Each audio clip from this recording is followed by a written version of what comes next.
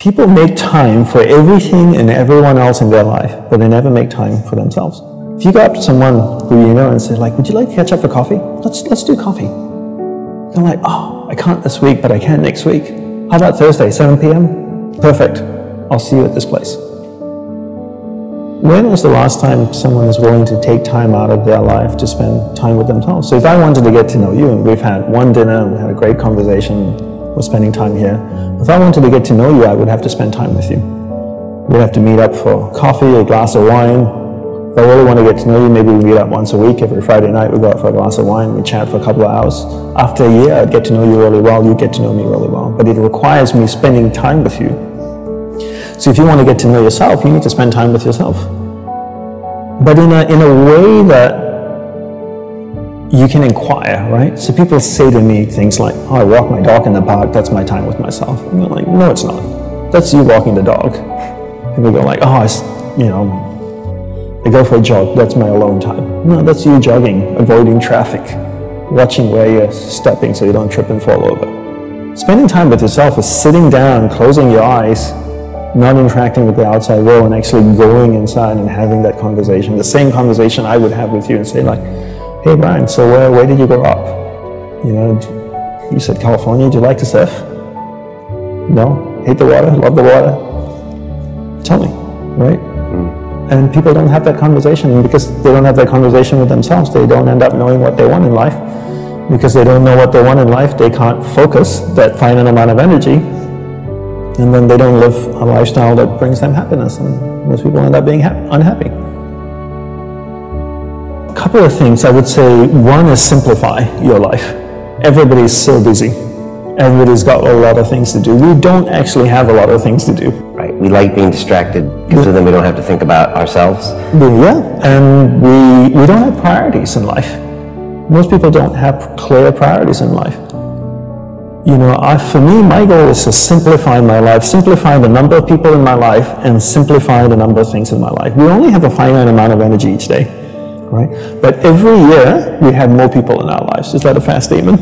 More Facebook friends, more people you're connected with, but your energy stays the same. So that's not a proportionate growth.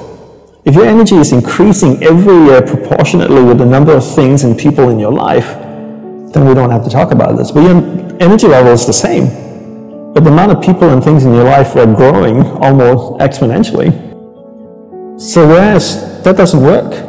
So for me, it's always about simplifying first the people and things into your life, into who and what's most important, taking that finite energy that you have each day and focusing. Second step is learning how to focus and concentrate that finite amount of energy into the people and things that truly matter. Now you start to create a lifestyle that you actually love because you're invested into people and things that matter, and the byproduct of that is happiness.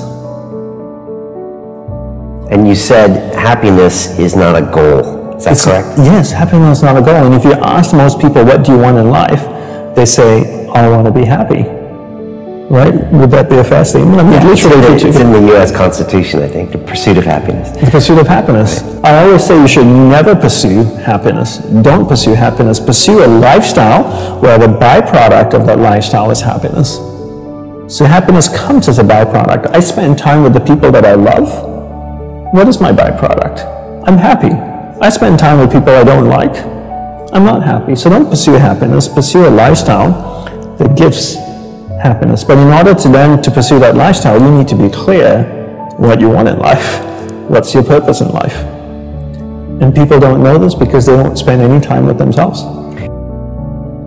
People think that the more you meditate, the better it is. So 20 minutes of meditation is not as great as 3 hours of meditation. And it's actually not how we work. For us, we believe in quality as opposed to quantity.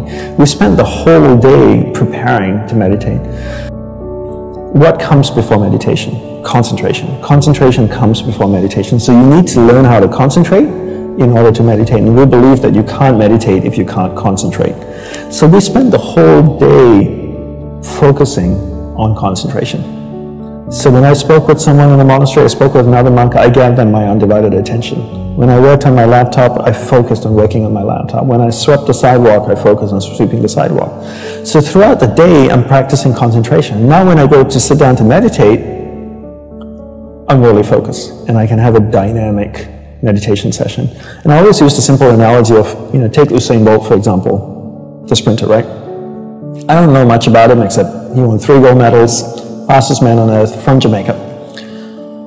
I can make an assumption and tell me if I'm wrong that his whole day is structured, that he eats the right kinds of food and drinks the right amount of water, he goes to the gym. If you look at the boy, he's ripped, right? Probably works out, runs every day, I'm sure, sprints, does all kinds of things, but his whole day is preparing him for what, 9.57 seconds or whatever it is his world record is, not the other way around.